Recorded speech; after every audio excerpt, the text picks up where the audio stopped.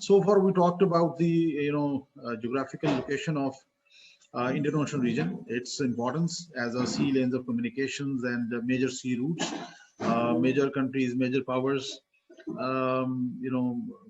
They connect themselves through Indian Ocean region. So that is the importance of Indian Ocean region as a whole. So it's a huge water body in the world right now.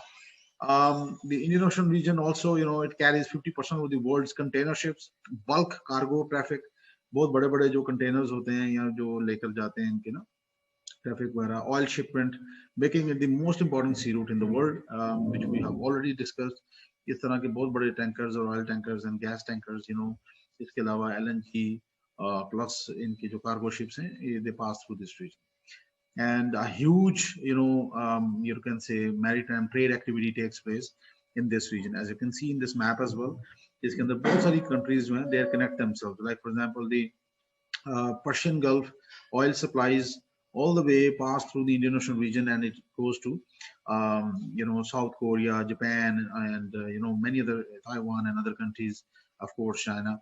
So major powers, major countries are involved, and they are connected with each other through Indian Ocean region. A huge economic connectivity is taking place. इसमें maritime silk route भी है China का, जो कि हमने last time भी discuss किया. So sea lanes of communication in this region, in the Indian Ocean region, they are important for commercial trade and of course for the military movement. Commercial की तो हमने बात कर ली, जैसे maritime silk route है, many countries are connected with each other through this, and they are carrying out oil and gas trade and others. But at the same time, many military powers, many navies around the globe, major navies like China, Chinese Navy, US Navy, Indian Navy, of course, and the US allies, for example, NATO countries, they are operating in this region. Specifically in the Indian Ocean region, a major competition is going between the Chinese and the Indians. And Chinese have come up with many military bases in and around this region. For example, they got a base in Chittagong, they got a base in Myanmar as well. Coco Island is also controlled by the Chinese, which is very close, in close proximity with the Indian islands of Andaman Nicobar Island. And then they have also got a base in Sri Lanka. They have come up with another base in Pakistan like Gwadar, and of course Djibouti in the Gulf of Aden. So all these Chinese activities are provoking the Indians as well, because India believe that this region belongs to them. And according to Pervez Iqbal Cheema Saab, Allah Ta'ala unko jannat naseeb kare, he was one of the greatest professor of IR. उनके मुताबिक India जो है वो Indian ocean को अपना Indian lake बनाना चाहता है, और जिसकी वजह से they carry out certain, they take certain steps, और उनकी भी बहुत सारी यहाँ पे बेसिस हैं, इसको आगे चलकर हम डिस्कस करेंगे. बट प्राइमरीली इंडिया की जो 3 मेजर कमांड्स है ना, वो है, पहली है विशाखापट्टनम में, as you can see in this map as well, Bay of Bengal को जो कनेक्ट करती है ना, Visakhapatnam. So this is where Visakhapatnam is. यहाँ पे इनकी जितनी भी न्यूक्लियर एक्टिविटी है that takes place here, nuclear submarines हैं, उनकी रिफ्यूलिंग वगैरह सब कुछ यहाँ पे होती है, लॉजिस्टिक्स वगैरह. उसके अलावा they have got another second command in Kochi.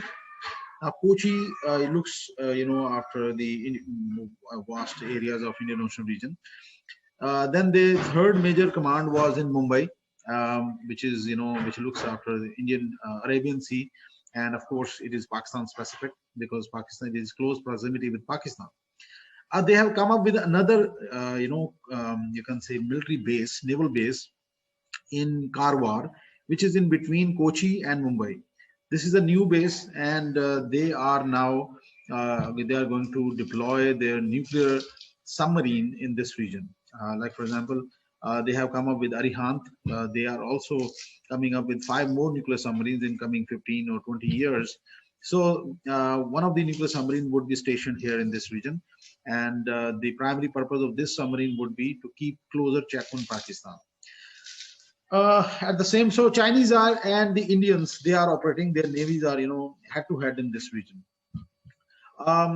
For oil shipments, as I told you before, this region is important for primarily 3 major choke points are there in this region, and which let me tell you about the Strait of Hormuz, which 40% of the oil passed through the Strait of Hormuz. Then you got 35% from the Strait of Malacca, and then you got 8% from Bab el Mandab. So these are the some of the straits which are straits or choke points are the narrow corridors basically from where the economic activity and other activities takes place. Oil supplies, for example. Strait of Hormuz is between Oman and Iran. It is, basically in the Persian Gulf, as you can see here in this map. And 90% of the Gulf oil, it passed through Strait of Hormuz. So Iran is sitting on the mouth of Strait of Hormuz, and Iran is very aggressive, as I told you before, I think.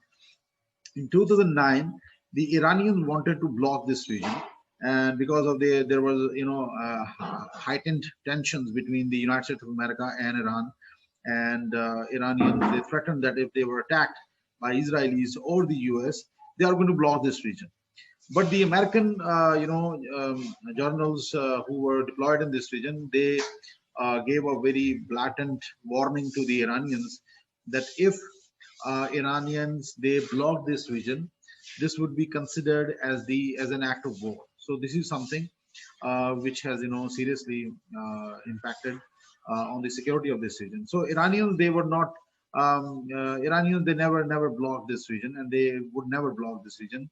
As a student of IR, I believe the Iranians would never invite any military action against them after blocking this, because on this strait many countries are dependent, like the Chinese, for example. 80% of the Chinese supplies also come from this region. So they would never want to annoy China, and China is the only friend they have got other than Russia in the world right now. Other than that, you got Gulf of Aden, and that is also a narrow choke point from where the oil supplies pass through. And the most important one is the Strait of Malacca for the Chinese. And इसके ऊपर ना एक बात भी पिछले दिनों की थी Chinese leaders ने, Malacca dilemma. Malacca dilemma के नाम से उन्होंने बात की कि because this is a narrow corridor, and most of these supplies, oil supplies, and their ships, maritime ships and other ships, they pass through this region.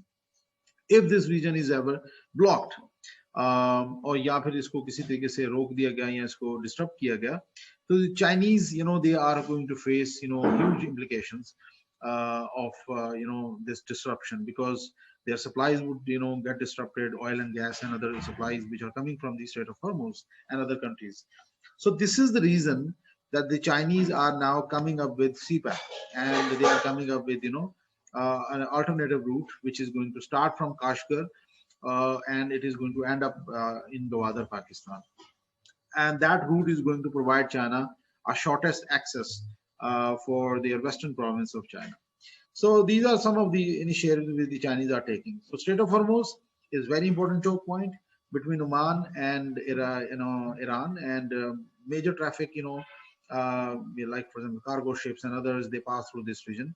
So this is very important region, not only for the regional parts, but also for the global economies like China, South Korea, Japan, European countries, India, for example. They are all dependent on the oil supplies from Iraq, Kuwait, Iran, Saudi Arabia, Qatar, UAE, and etc.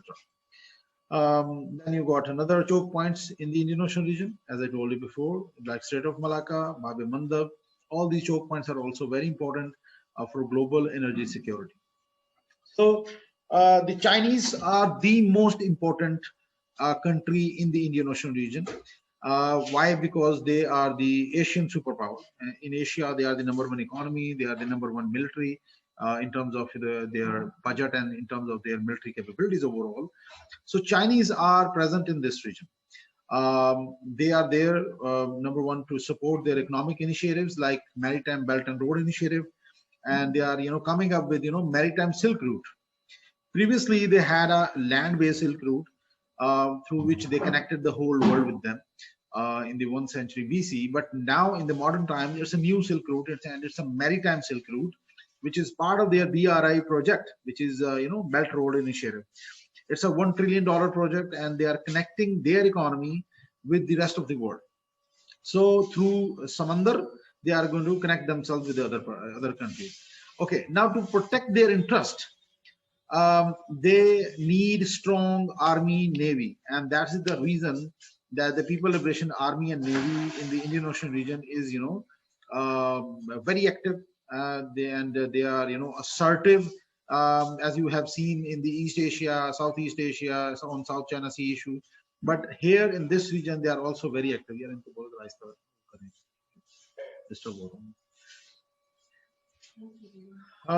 Then you have got, as you can see in this slide, the Chinese, military modernization is taking place rapidly, and they are coming up with modern submarines, aircraft carrier, modern fighters, fifth generation aircraft capabilities, nuclear submarines. They are adding up more and more capabilities in coming years. And obviously, the United States of America is superior in terms of, overall capabilities, but when it comes to Asia Pacific, Indo-Pacific, or Indian Ocean region, the Chinese are dominant in this region.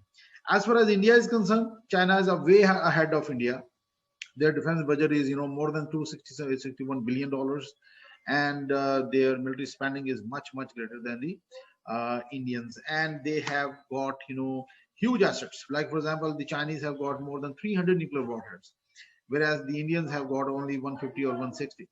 Along with that, the Chinese submarines, their nuclear submarines and their conventional submarines are much greater than the Indian submarines, which are only 16.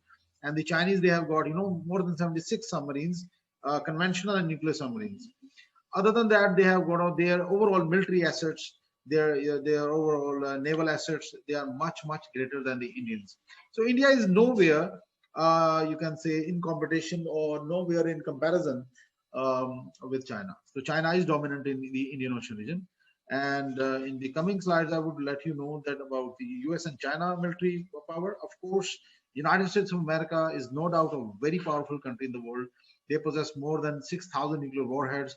So in terms of quality, in terms of, quantity, and in terms of, overall connectivity, United States of America is the #1 military. But when it comes to the Asia Pacific region or Indian Ocean region, here in this region, the Chinese are very dominant. Like, for example, the United States of America got 7th Fleet only in this region, which is deployed in Okinawa, Japan, which I think we discussed in the previous lecture. But when you discuss the Chinese military prowess in this region, that is much greater than the US capabilities. And I told you before, about the DF-21 missile of China, which is anti-ship missile, and it can take out US, aircraft carrier. तो US का जो 7th fleet है, इसको तो वो Chinese आराम से खा पी जाएंगे, ठीक है. So Chinese are very dominant in this region, and they are very powerful when they are compared to the US capabilities in this region. Let's now analyze the Chinese activities in this region, that how Chinese are encroaching in this region.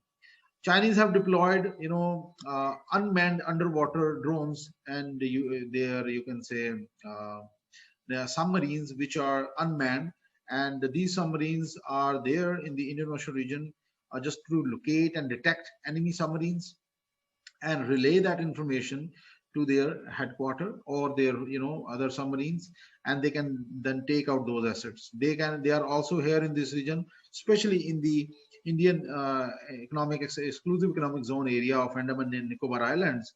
They have been operating there. And these submarines are very important. They are, they are there to, collect electronic signal intelligence.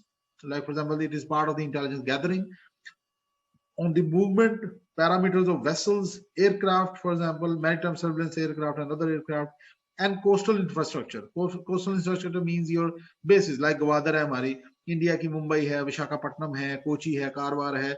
These are some of the most important Indian maritime coastal infrastructure, which the under the ingress of China. Other than that, the Chinese, as I told you before, their vision is to connect themselves with the rest of the world, and they have launched BRI, Belt Road Initiative, which is a $1 trillion project, and through which they are connecting their economy with the rest of the countries. So for that, they are coming up with new infrastructure. They are coming up with railways, roads, and oil and gas pipelines. And one of the part of that particular vision is a maritime Silk Route. And through maritime Silk Route, the Indian Ocean region is very important, and it is the, you can say, center point of the Chinese vision. So China, through CPAC, through many other connectivities, Chinese are spending a lot of money in the Indian Ocean region to protect their economic interest and to connect the other countries.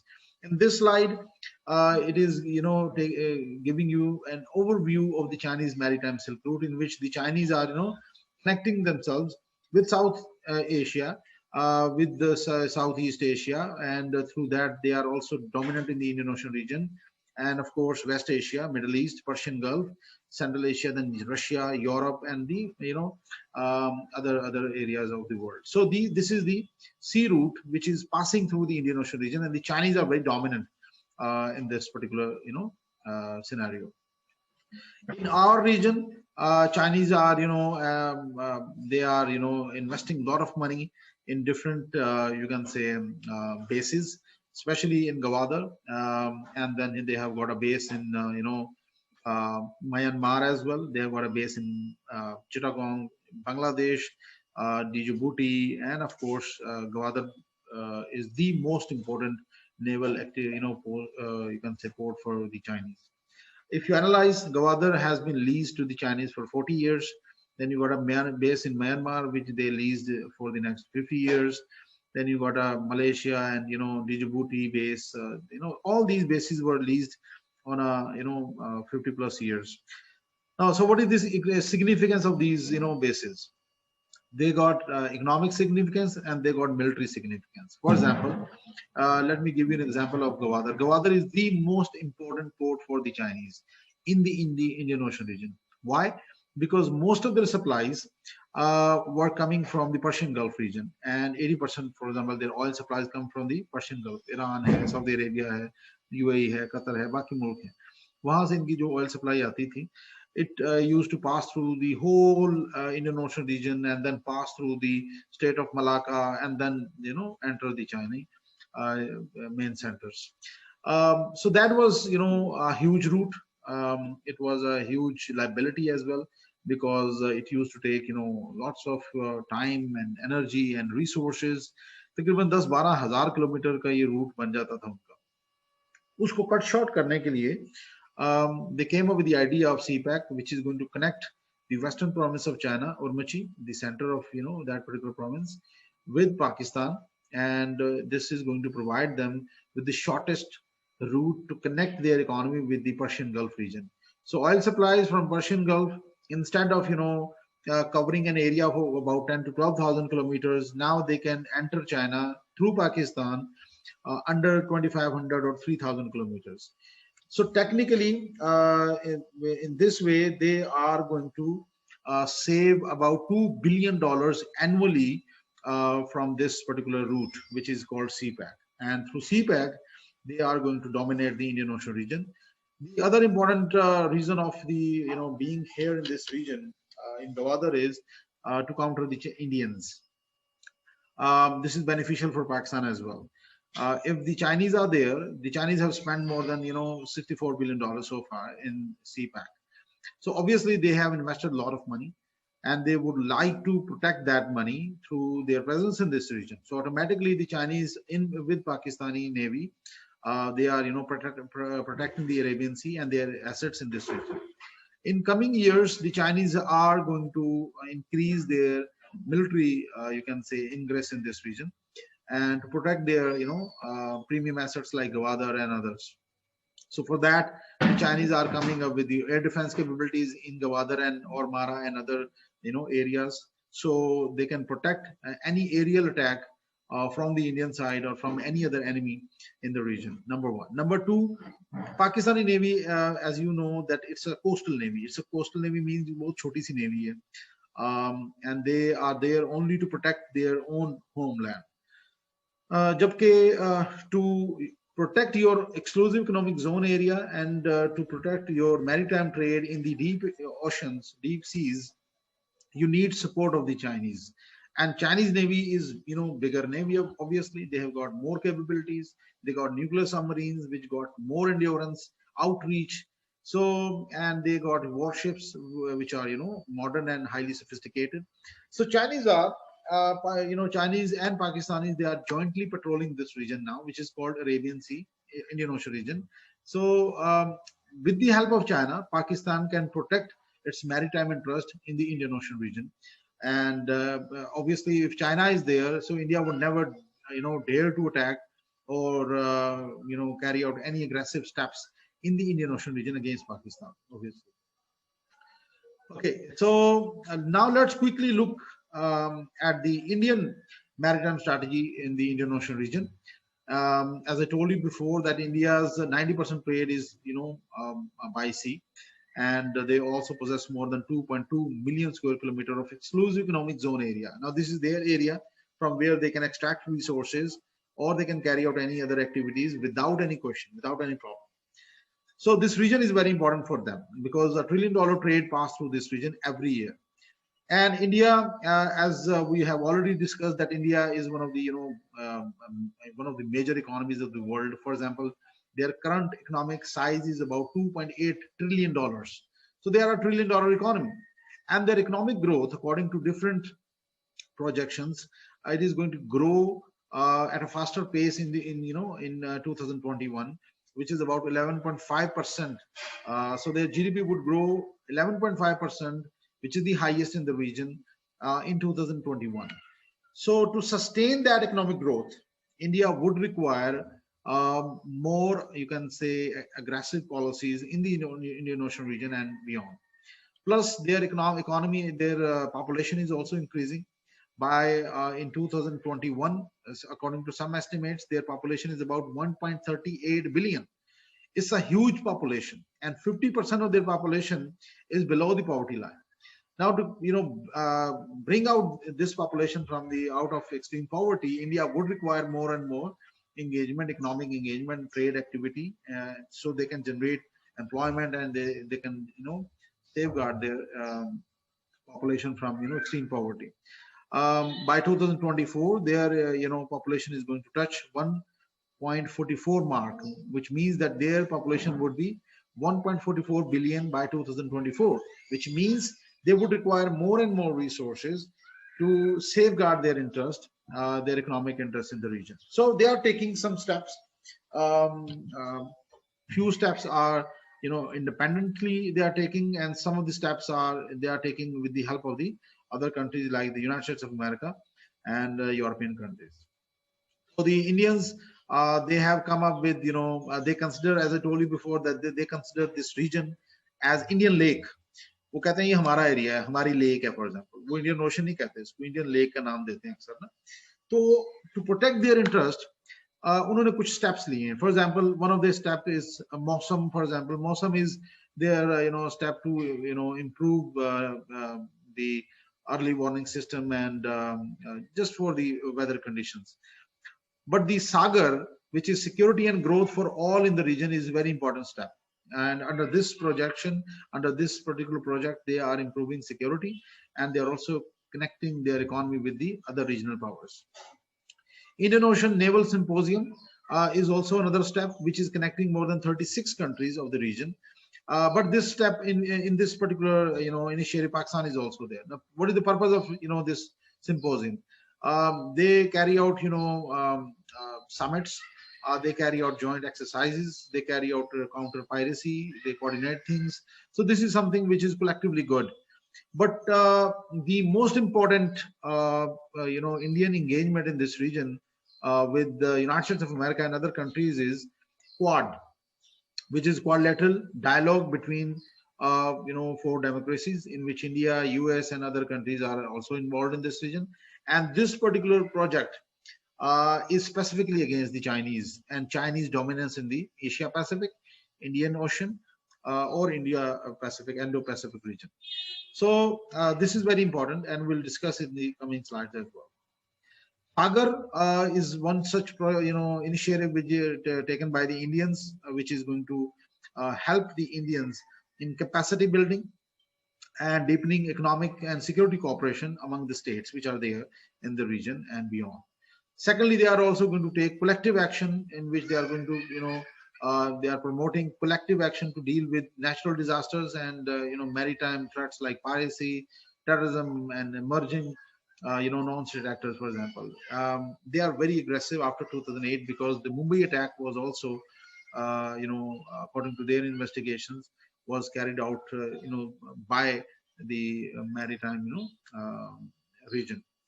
And then you got sustainable development, which is also taking place in this region, according to Sagar, and the maritime engagement with other countries, just to improve, overall situation and try to resolve their disputes peacefully. And security, enhancement of coastal security with the help of other countries in the region. So Sagar is one step which the Indians have taken, and they are, very aggressively pursuing it. The most important step, as I told you before, was the Quad and Quadrilateral Security Dialogue, or they are also considered as, Asian NATO, for example. This is something very important, and this particular alliance is specifically against the Chinese, ingress in this region, and in which United States of America, Japan, Australia, and India, all these four countries are, working together, and they are, regularly they conduct summits, they exchange information, and they carry out military exercises, between these countries. So the significance is such: the US and Japan, they are already in the Pacific region, and they are already stationed in East Asia, which we have already covered. Australia is part of, their alliance, and India is, another important country. So all these countries are very important, and they are collectively working to improve their overall capabilities in the region, just to counter the, Indian, you can say Chinese dominance in the region. India is also recently they have carried out some other major defense, deals with the United States of America and other countries, just to improve their overall, position in the Indian Ocean region, so they can protect their economic interest and security interest vis-a-vis Chinese. And one such, you can say agreement is Basic Exchange and Cooperation Agreement between India and United States. They are going to exchange, information, key information. They are going to, share their facilities as well, according to different, contracts which they previously carried out, like for example Lemo, which is a Logistic Exchange Memorandum, and of course the Communications Compatibility and Security Agreement, Comcasa, which these two were, taken, they were signed previously between the United States of America and India.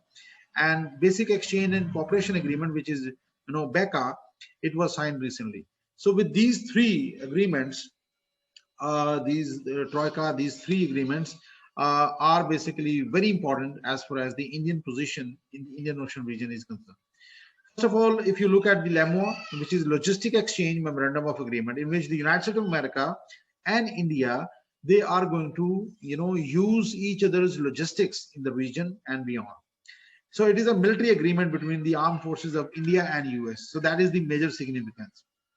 In future, if anything happens in this region, any conflict happens in this region, for example, between India and China or US and China, so the Indians are going to provide the United States of America to, access to their military facilities from there, where they can use their, you can say their logistics, and they can refuel their aircraft.